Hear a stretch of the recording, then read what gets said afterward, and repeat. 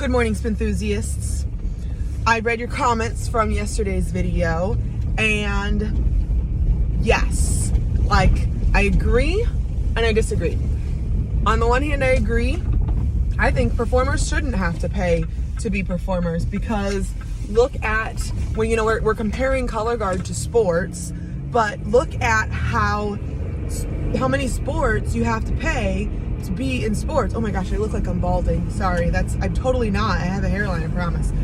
But look how many performers have to pay to be in the performing arts somehow, versus look at how many sports teams have to pay to be in sports. Now, on one level, obviously they all do. At the high school level, there's camp fees and there's this, that, and the other. And I feel like that's fair. Basketball players, cheerleaders, football teams, they all are going to go through and do sports camps. They're going to learn about stuff. They're going to have to pay fees to do that. They're going to have to buy their first set of equipment, so on, so on, so on. That makes sense. That's fine. My real problem with having to charge the students fees is when you're talking about getting them up into the college level, talking about getting them up into the professional level of like drum corps and stuff. The thing is that yeah, they shouldn't be charged fees, but they have to be charged fees because there's not another alternative source of funding, which is what I talked about yesterday, if you're interested in hearing about that. And I totally get it. It's so hard to get funding.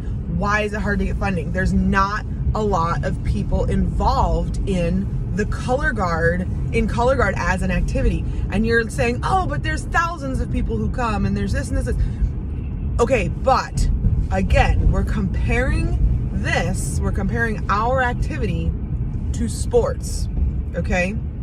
We haven't even separated our professional teams, our so-called professional teams, the independent groups, the college groups, the world-class groups, so on and so on, our professional teams from the high school, junior high, our so-called cadet classes yet.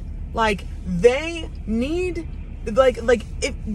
where in sports would you see a little league team going to a professional sporting event and also playing a competitive game and not necessarily playing against them, but playing at the same event? That doesn't happen in sports teams. So you really have to look at it that way. We don't have enough people to push that separation of our professional teams, our higher levels from our lower levels. Even at the state level, we have middle school teams and high school teams and college teams and independent groups all going to the same state championships, and that doesn't happen in sports. So what we really need to do is for me, I think the whole thing would be solved if we had more people involved, if we had more teams, bigger teams, more programs leading up into teams, more lower level programs, cadet programs and so on, making their way up into bigger teams, and basically a better stepwise program to get them up there. So honestly, that's one of the reasons I created Spintronics, is because I believe so strongly in that. We need more people involved. We need to take that high level of performance that everybody loves to watch, and we need to break it down, water it down, so that it can be achievable by anybody.